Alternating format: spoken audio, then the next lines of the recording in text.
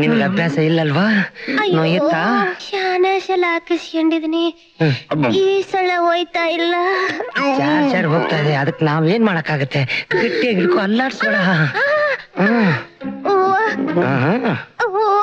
ಅಯ್ಯೋ ನನ್ನ ಮಗನು, ನನ್ನ ಕಣ್ಣು ತಪ್ಪಿಸಿ ಮೂಸಂಬಿ ನೀನ್ ಅಡ್ಜಸ್ಟ್ ಮಾಡ್ಕೊತಿದೀಯಾ? ಇವತ್ತೇ ನಿನ್ನ ಮೇಲೆ ಚಾರ್ಜ್ ಶೀಟ್ ಬರ್ದು ನಿನ್ನ ಎತ್ತಂಗಡಿ ಮಾಡಿಸ್ತಿಲ್ಲ. ನನ್ನ ಹೆಸರು ಬೋಬಮ್ಮಣ್ಣನೇ ಅಲ್ಲ. ಓಹೋ ಮೂಸಂಬಿ, ಈಗ ಬಂದ್ರ ಸಾರು? ಏನಿದೆಲ್ಲ? ಏನಿಲ್ಲ ಸಾರು, ನಿಮ್ ಮನೆಗೆ ಹಾಲು ಹಾಕುಮ ಅಂತ ಬಂದಿದ್ದೆ. ಆಟ್ರಲ್ಲಿ ವಯ್ಯ ಹಂಗ ಹೋಯ್ತಾ ಇದ್ದ ಸಾರು. ನಾನು ಯಾವಾಗ್ಲೂ ಈ ಇಂಥವಲೆ ಹಾಕಿಸ್ಕೊಳ್ಳೋದು ಬಳೆನ ಮೆಲ್ಲಗಾಕಕ್ಕಾಗಕ್ಕಿಲ್ಲ.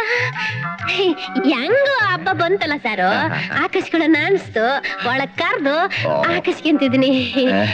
ಏಟಯ್ಯ, ನಾನು ಯಾವತ್ತಾರ ಇಷ್ಟು ಅಷ್ಟು ಅಂತ ಕೇಳಿದಿನ? ಬಂದಾಗೆಲ್ಲ ಹಾಕ್ಬಿಟ್ಟು ಹೋಯ್ತೀನಿ. ನೀ ಕೊಟ್ಟಷ್ಟು ಕೊಡ್ತೀಯ, ಸರಿ ಎಷ್ಟೇ ಕೊಡು ಸಾರು. ಹೆಂಗೋ ಹಾಲ್ ದುಡ್ಡು ಕೊಡ್ಬೇಕಲ್ಲ, ಒಂದ್ 5 ರೂಪಾಯಿ ವೈನ್ ಕೊಡಿ, ಉಳಿಕೆ ಹಣ ಆಮೇಲೆ ಇಸ್ಕಂತೀನಿ. ಸಾರು, ನನ್ನ ಮ್ಯಾಗ್ ವಸಿ ನಿಗಾ ಇರ್ಲಿ. ನೀವು ಅಷ್ಟೇ ನಿಗಾ ಇಡಿ. ನಿನ್ನ ಎಮ್ಮೆ ವಿಷಯ ತಾನೆ, ನಾಳೆ ಬೆಳಗ್ಗೆ ಬಂದ್ಬಿಡು, ನಿನ್ನ ಎಮ್ಮೆ ತಗೊಂಡು ಹೋಗ್ಬಿಡು. Okay okay.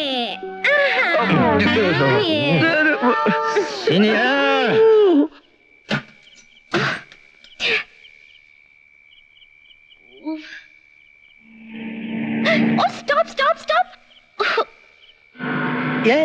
ಗಾಡಿ ಸೈಡ್ಗೆ ಹಾಕೋ. ಹಾಯ್ ಅನಿತಾ, ಏನಿಲ್ಲ? ಕಾಣಿಸ್ತಾ ಇಲ್ವಾ? ಏನು?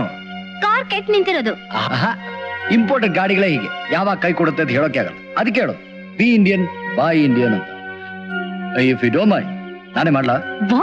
ಅಲ್ಲ, ಗಾಡಿ ರಿಪೇರ್ ಮಾಡ್ಲಾ ಅಂತ ಕೇಳಿದೆ. ಯು ಡೋಂಟ್ ವರಿ, ನೀನು ಗಾಡಿ ಕೂತ್ಕೊಳ್ಳ. ನಿನ್ ಗೇರ್ ಬಾಕ್ಸ್, ನೀನ್ ಡಿಫರೆನ್ಷಿಯಲ್, ನೀನ್ ಕೆಳಗಡೆ ಹೋಗ, ನಾನು ಕೆಳಗಡೆನೆ. ಗುರು, ಹುಡುಗಿ ಬ್ಯೂಟಿಫುಲ್ ಆಗಿದ್ದಾಳೆ, ಒಂದ್ ಕೈ ನೋಡ್ಕೊಳ್ಳ. ಅದು ನನಗೆ ಸಂಬಂಧಪಟ್ಟಿದ್ದು. ಮಾತಾಡಿದ ಕಾರ್ನಲ್ಲಿ ಇಂಜೆಕ್ಷನ್ ತಗೋ. ಓಕೆ ಗುರು.